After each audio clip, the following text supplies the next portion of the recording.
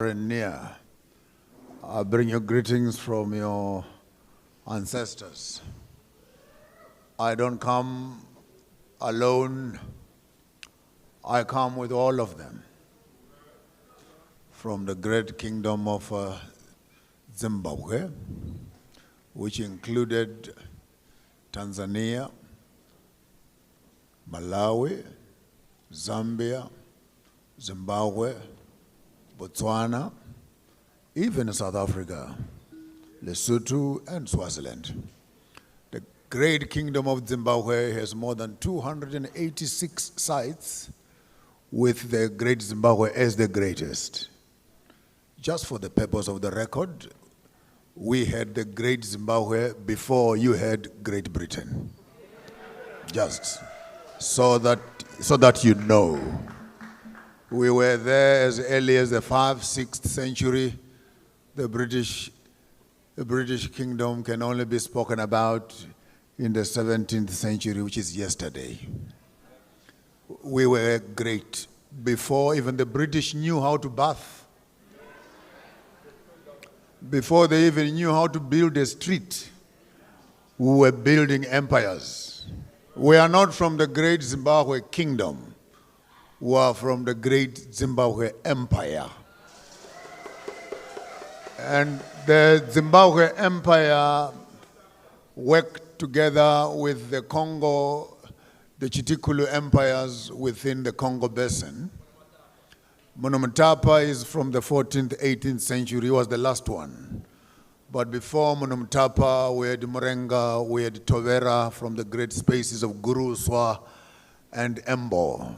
So Monomotapa is the colonial history which and by the way, while we are there, let me be quick to remind you that the new name for Britain is now going to be called Pambe Fumi. I discovered it. I discovered a place where people's ears shine with the sun. I have found people who have no knees. I found tomb raiders. And we have decided to call them Pambe Fumi, which means the thieves of other people's wealth. So from today onwards, you are not living in Britain. You are living in Pambe Fumi. And London in particular will no longer be called London. It will be called Rundonda, the place of the weaklings. Rundonda. Ndonda is someone who is always weak. I've never seen a country and a town which has a sick mental hospital on every corner of the street. So you are not in London here, you are in Rundonda. And the River Thames is no longer River Thames, it's going to be called Zibaremga, a pool of dogs. Not even dogs can drink from that river, dirty river. But anyway, the list can go on, as we have also discovered this land. But I come here not in an arrogant way. This used to belong to the great Moors. The queens of the palace themselves are not white people, they are black. Just in case you did not know, I came to visit my grandchildren here. Though they think they are white, their royalty is all black. How can you put a lion as a symbol on your kingdom when you don't even know what a lion looks like? That's for another day. I bring you good news from the great empires of the South, with the empires of Central Africa in Embo, Kirinyagas, the Embo kingdoms of Congo. I bring you greetings from Abyssinia, that is a great Ethiopian space. I bring you greetings from Carthage, which is the Egyptians and the Libyans, though they whitened up with the white Arabs, but the original Egypt was actually the dark-skinned. Just in case you did not know. Why do I say that with such arrogance? Because the Masons who built the great Zimbabwe, the pyramids of Sudan, the pyramids of Nigeria. Did you know we have more pyramids in Sudan than we have in Egypt?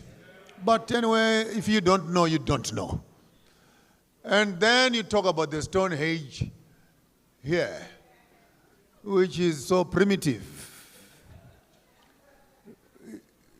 When you get to the Great Zimbabwe and in Zalo Yelanga and Mpumalanga, then you find the correct science of the clock, which they try to duplicate in the Stone Age here. So, man, we are not talking about their history. This is our history. I went there to Stone Age. It will no longer be called Stone Age. It will be called Mashingo, the place of ruins, the place of stones. When you get there, you find our huts all thatched up grass exactly the way we do it in the South. And I looked at this history and I said, no, no, no, no, no. You did not start making these thatched houses. This is stolen history. You were in the caves of the Caucasus, right in the caves there. So when you start talking construction, architecture, masonry, mining, cloth, design, medicine, you can't do that without us, the Kemetic people. We are not claiming this history. This is our history. And then you wonder why when they do movies, they give us a white Cleopatra. And say, okay. The kings of Egypt, okay. Man, we cannot be taught by our children who we are. There's no European who can tell me who I am. I will tell you who you are. You can't tell me who I am. For every time the African has tried to look like the European, he has deprived the European the opportunity to experience him. Because we try to manage you. And we pretend to speak your language. We will use this English language for the cosmetics that it has, but not for the depth that it contains. For there is stuff in our tribe and nations, we cannot explain it in English. But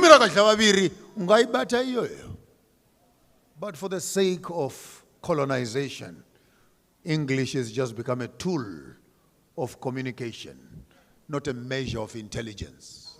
We bring you greetings from Timbuktu. We bring you greetings from Benin. We bring you greetings from the kingdoms of Nigeria. When you see me here, I represent all of them, past and present, and those yet to come. The other day, I was giggling around when I heard, we must go to China and you see the Great Wall of China. Then I asked a simple question. If it is the Great Wall of China, where is it facing? And then you discover the Great Wall of China is not facing China. Is facing Europe. So now we know that the Moors were protecting their land from the invasions of the Mongolians. So it cannot be called the Great Wall of China. It is actually the Great Moorish War against the Mongolians, who are the Chinese. But when you don't write your history, it always takes the complexion of the writer.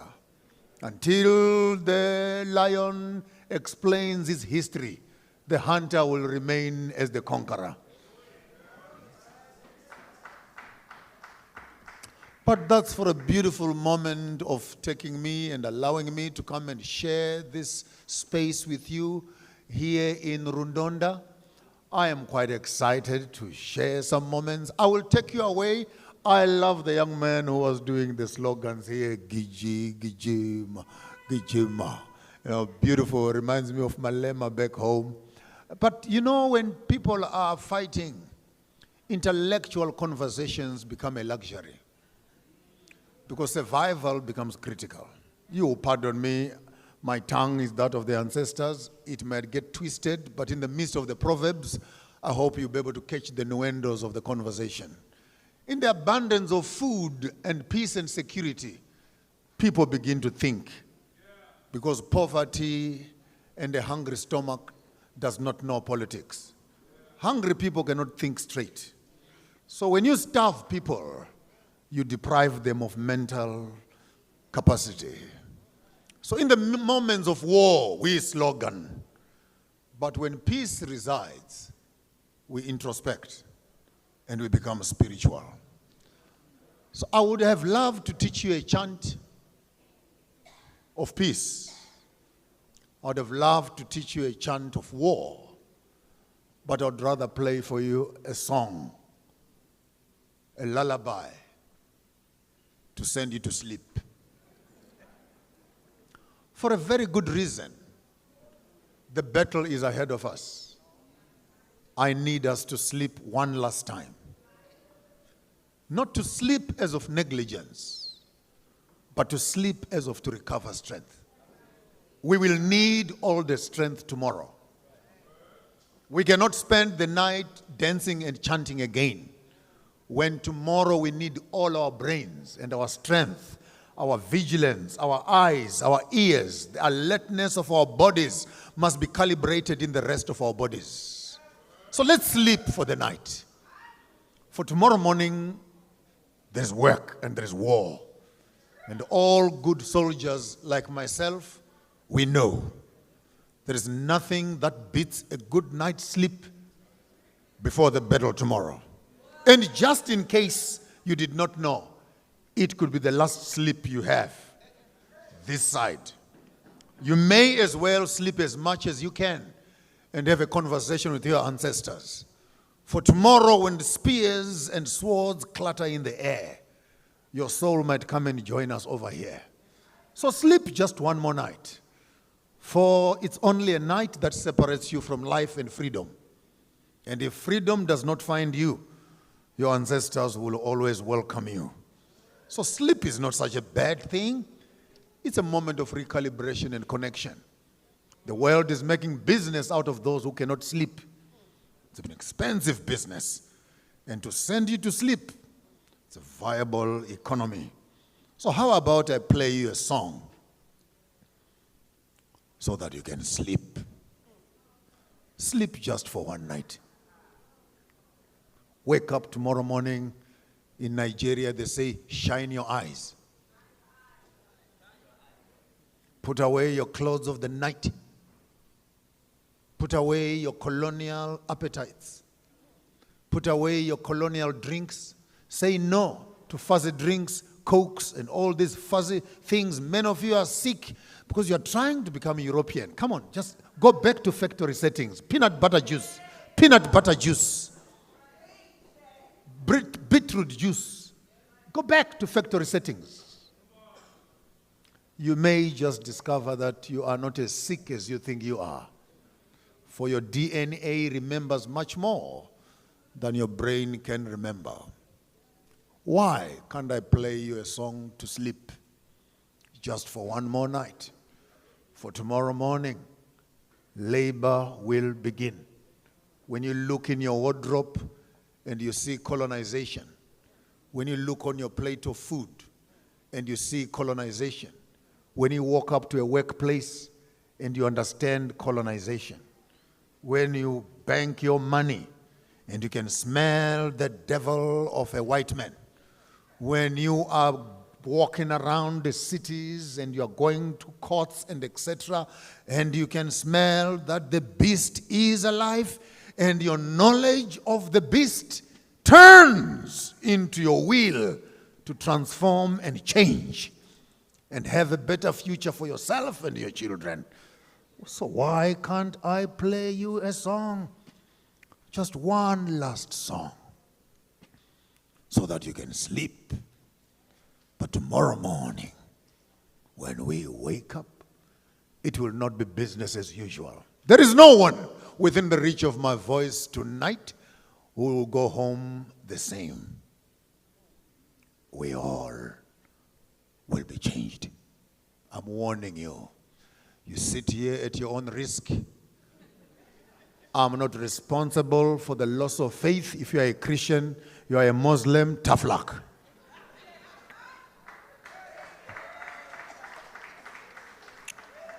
I am not responsible for what will happen after this conversation. But I must talk, and if I should write my own epitaph, I can write it with my own blood. For that's what life is all about. A man who does not know what to die for does not know what to live for. So let me die. Let me die. Then maybe I can live. So why can't I play you a song and send you to sleep one last time? And tomorrow morning, the battle will begin. Where Martin Luther ended, we start. Where Garvey ended, we start. Where Malcolm X ended, we start. They almost were thinking like the battle is over. As many of us were staggering in the intoxication of colonization, celebrating Easters and Christmases, Halloween nights, and they thought they had caught us. But here you are when you see me and something in your blood begins to boil. Then you know the African is never dead. It was just a seed that went into the ground. The time of germination has started. I said, let me sing you a song and send you to sleep. One last time. Your ancestors who are sleeping in the grave, but they are alive in your bones, will hear me.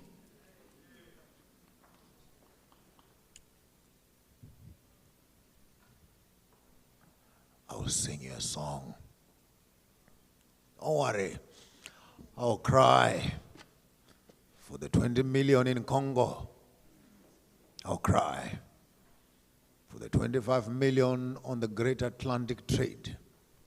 I'll cry for the soldiers and our men and children, boys and girls who perished at the barrels of the gun. I'll cry for millions who continuously suffer in these lands of oppression. My tears are worth nothing. They are the salt waters of the sea. Let me cry and let me sing you one song. Send you to sleep one last time. For tomorrow morning, the battle begins.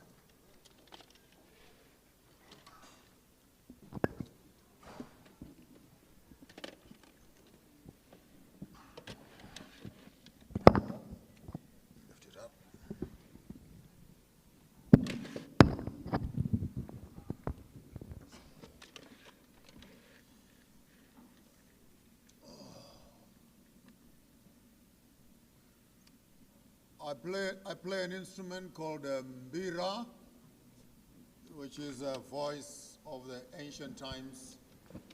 They've tried to call this instrument a baby piano, but it is far much older than a piano itself. So it's not a baby piano. Instead, it must be called a mother piano. Mother piano.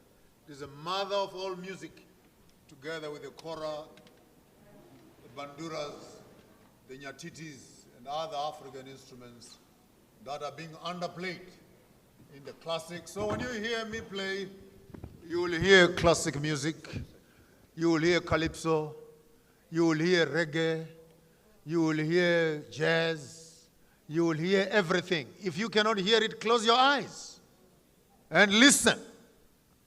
You will hear everything else that your body and mind and spirit must remember. Not remember. Remember. Rejoin. Re-put together.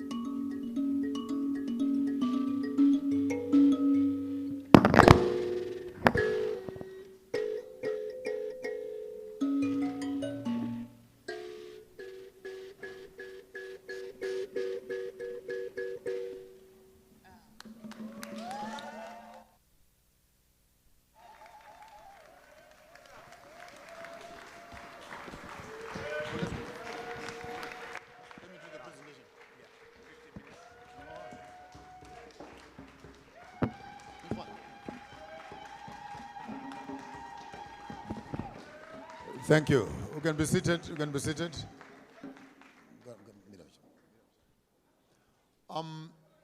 What brings us here is a troubled nation finding its voice, finding its feet, licking its wounds, agonizing, organizing, strategizing, seeking for a new narrative. We are not going to be footnotes of our own history. We are going to become subjects of our own history. The colonial project was thorough and very effective in terms of brainwashing the African.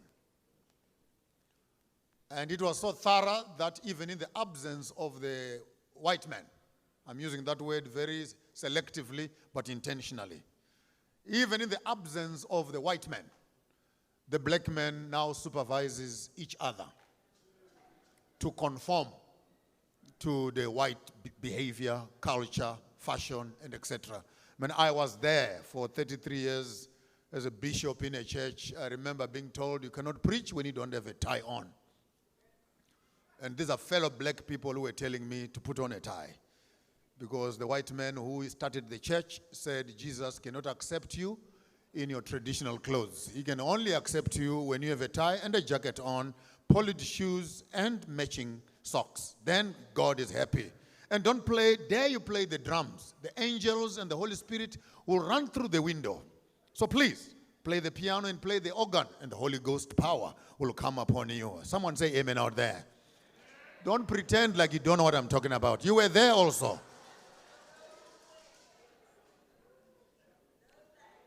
When we were young, we accepted everything. In our old age, we question everything. I was young, I spoke like a small boy. I'm an old man now. I've put aside all the childish things. And I'm now thinking and talking like an old man also. The colonial project was thorough. It did 7 critical things. Number 1, it destroyed our governance structures. Our royal houses were destroyed. Our kings are right here in Britain, right here. Some of them were beheaded right at the Thames River there at Zimbabwean, next to the, what called that place there, the cross, whatever, the London Bridge. That's where the heads were chopped off. When you go to your museum paying 50 pounds and etc. to see some of those heads, they are heads of real people. Some of them, like Mashonga Nyika and Mkanya Sose, my grandfather is here as a tourist trophy. Now, when you begin to talk like that, some people's blood begin to cringe. Because when a white man does it, it is history. It is tourism. It is a science. It's a museum. And we sanitize the wickedness of this generation that neither has a spirit nor a mind. What kind of people will wake up in the morning to go and make weapons to kill other people? Are you okay?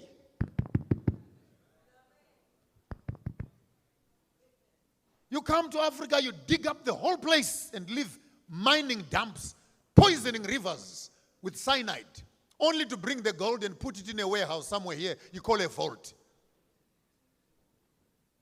You come to Africa, you kill animals, only to collect the horns and leaving the meat to rot on the ground. Are you okay?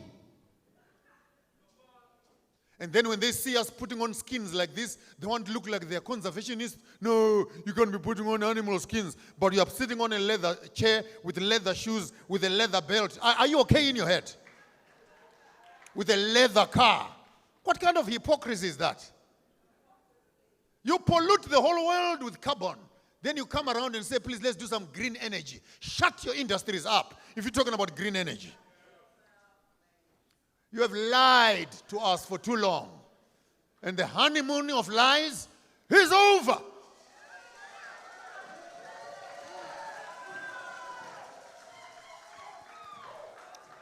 I mean, the last straw for me was COVID. COVID was the last straw.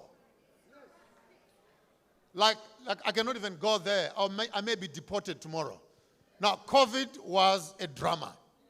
And you, as the British, you took the trophy of compliance. No, I'm talking in general. You took the trophy for compliance.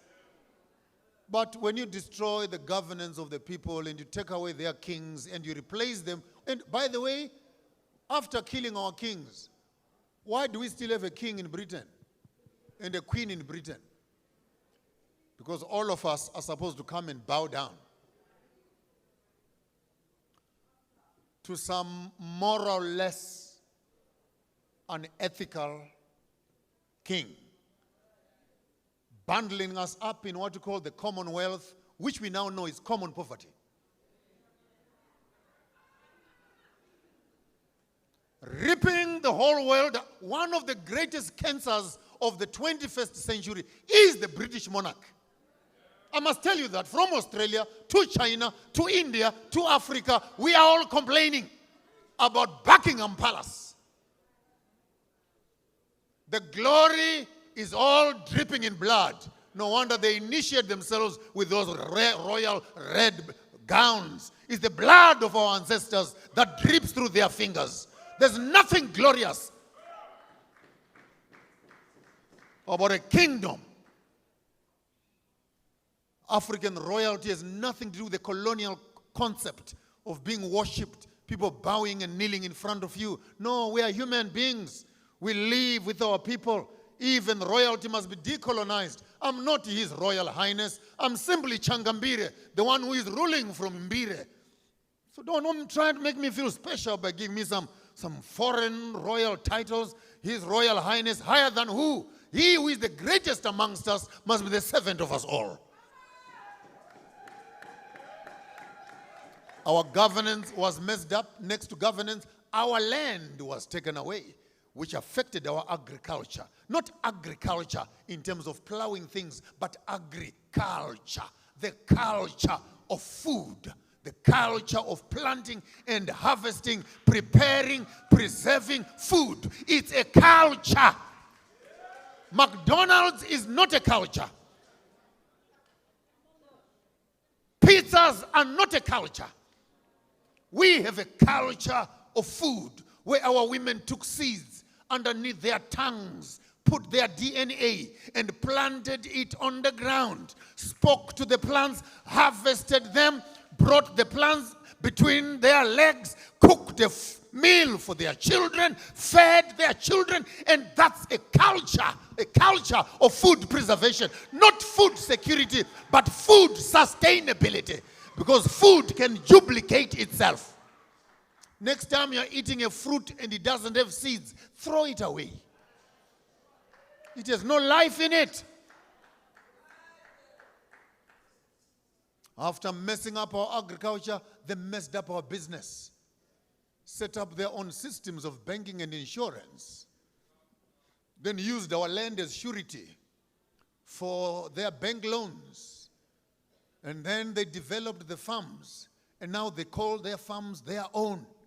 As far as land is concerned, all African countries, and I now know I'm talking to the whole world, all African countries must follow the Zimbabwe model. I'm not mixing my words. Just take the land. Just take the land. If you want to see a white man becoming blue on the face, take the land. Because without land, we have no identity. I come from the bush, I come from the farms, I come from the rural areas. I've seen lions face to face. And when a lion is walking around, he walks around the bush and pees on some few trees around, and he pees to mark his territory with his urine. Then he reproduces with his semen. If you don't have territory, it's illegal to reproduce. If you don't have land, what are you going to feed those children with? Young ladies, if a man says, I love you, don't ask why. That's a stupid question. Ask where. Where do you want to love me? Take me to a piece of land, because that which I carry must have an inheritance on your land.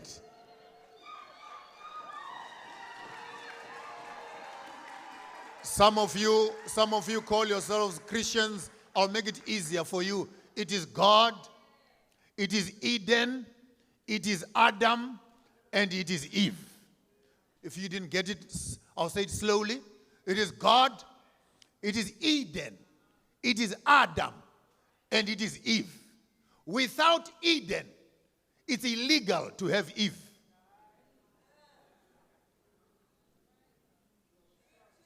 Without land, it is illegal to reproduce. So they messed up our business. We exchanged value for value. That's Africa. Value for? You bring me a bucket of millet, I'll give you a bucket of sorghum. We good. No need for paper money. Did you know that to print the American dollar, 100 bill, American 100 bill, costs you 18 cents. 18 cents to photocopy that paper. And then they cut it. 18 cents. And how dare? Now, unfortunately, our ancestors are kind because they send us to school. We have studied and proliferated in the best of the accomplished universities of the world. For crying out loud, I could speak better English than the British himself. But that's not an accolade, of course. 18 cents for a piece of paper, young man. And then someone flies from America with 18 million.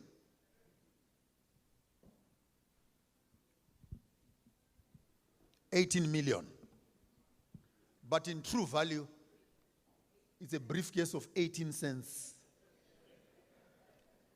And they come and they buy gold with papers. They buy land with papers.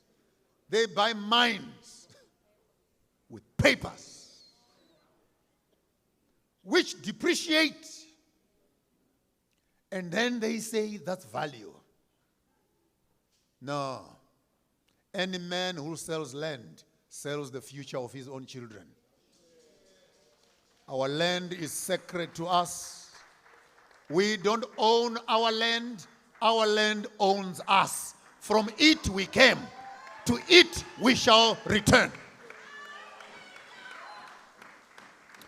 Number 4, then they messed up our education. Started teaching us William Shakespeare. Far from the maiden crowd. Yes, Shakespeare was a black. He actually not a black, you are even making it better. He was copying from a black woman. Just in case you, so the real author of William Shakespeare, those are just adulterated African stories given white names, just like they did to the Bible. How dare you pick up the Bible and decolonize it? Even the angels are colonized. Gabriel, Michael, Jesus, everybody is white. The whole Bible is full of them white people.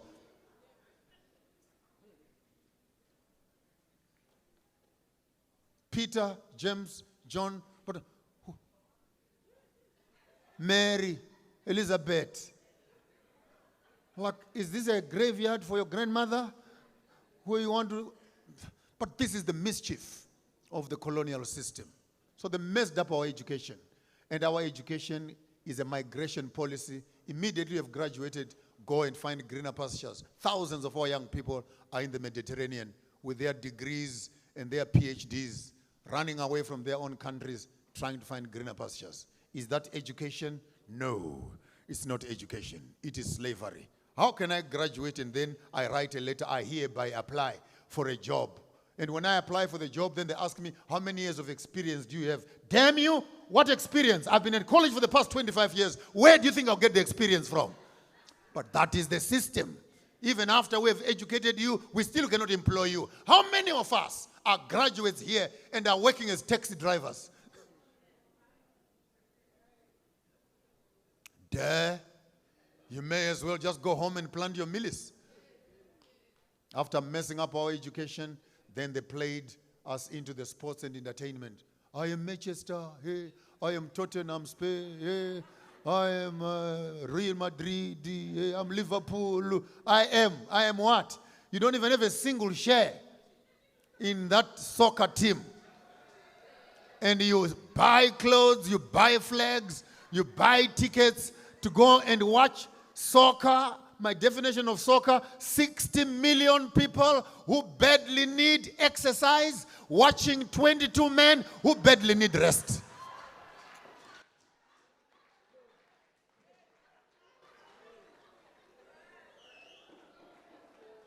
You spend your money and your time on stupid sports, men chasing a skin of a dead ox.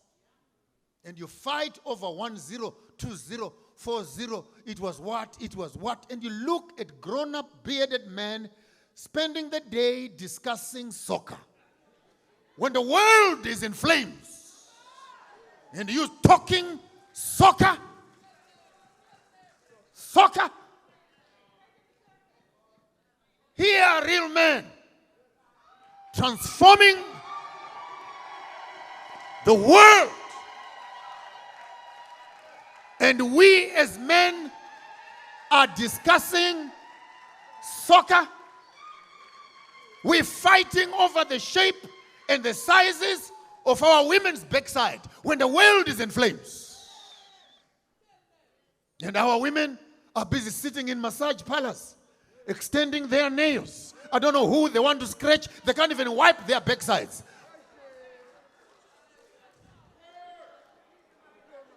Putting extensions on their heads. I want Peruvian hair. I want Indian hair. I want hair my foot. Why must I go out to someone with fake hair when I can go out to someone with original hair? Fake lips, fake.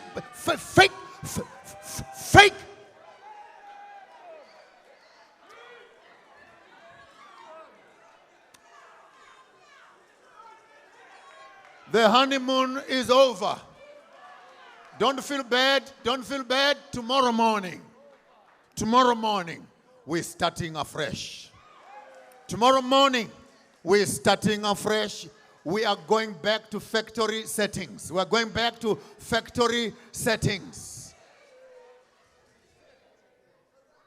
Reset. Messed up our sports. After our sports, then they tampered with our health and our technology. The forests used to be our pharmaceuticals. We used to eat our herbs, and we were alive and well. Now they sell diseases, and they treat diseases, and by injecting other diseases, and then they manage other diseases. I'm not lying. Someone who is looking at me right now, if we take you home, and we say, open your cupboard, you have more tablets than the pharmacy down the road. True or false? You don't even know which one to drink. And as you are getting older, you start mixing them up and overdosing yourself. You have a future funeral plan set up in your own drawers.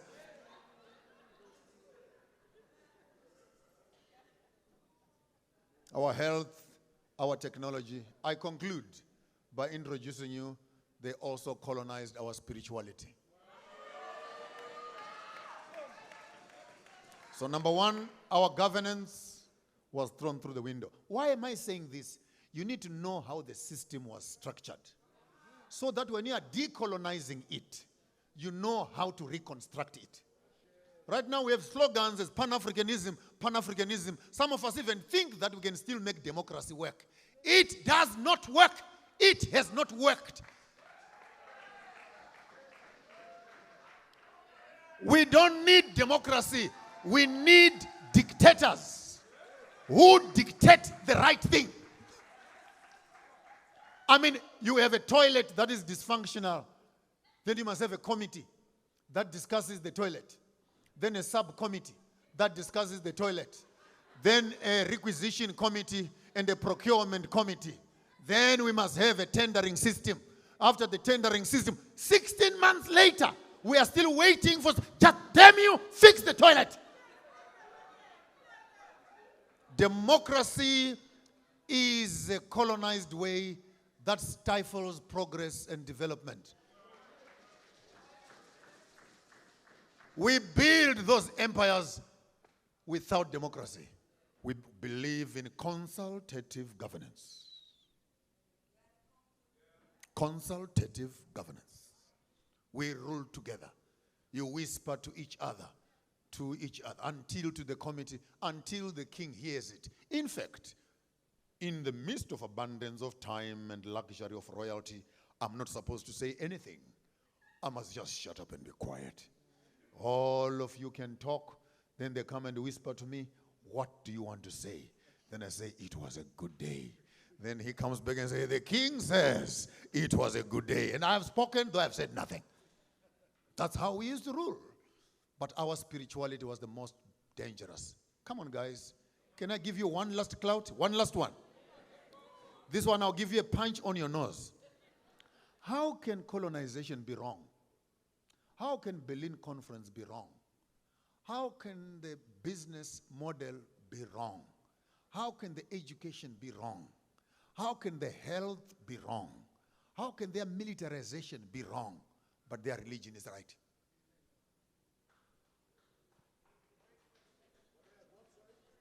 Religion. We are willing to decolonize everything else. Oh, but leave Jesus alone. Jesus alone. I said, if you find that young boy Jesus, send him to me. Give him my personal address. Give him the address to my house. My house. Oh, no. Not in a bad way. Not in a bad way. I want to see him. Ask me what I want to ask him. I can see your plan that you have for the white people. I can see it. Can you just give me my plan for the black people? I just want to know, what's your plan? What's your game plan with us, the Africans? Because you've allowed other children to come and steal and rob and kill us, and it's okay with you. It's okay with you when they abuse us. It's all right. Let's make it slide. So what's your plan? And if he does not have a plan, I have nothing to do with him. I will find a God who is concerned about who I am. This one they packaged for us for colonization.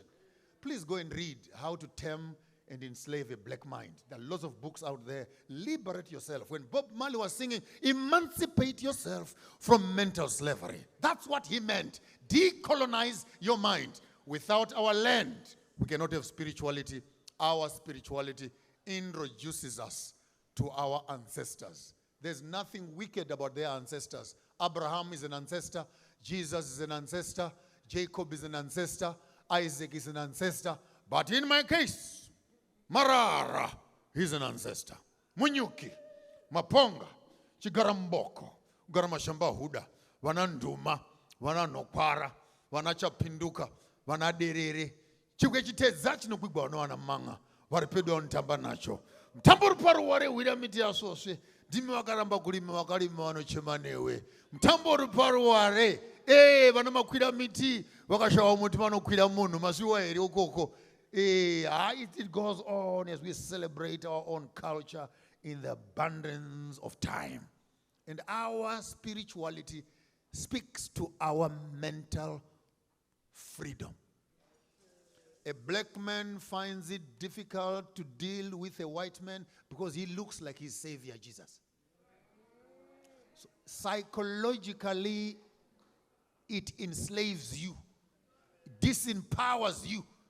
Every time you look at them white men, you almost feel like these are God's favorite children. There's nothing favorite about them. And he, whoever he is who makes human beings, did not make a mistake when he made this one here. And you have a problem with me, go to my manufacturer. I'm doing quite well. I'm okay. With those few words, ladies and gentlemen, I wish you all blessed African liberation celebration. Viva Africa, viva! One Africa, one passport, one currency, one army, one nation, to the liberation and unity of the African people. I thank you. I thank you. I thank you. Woo! Woo!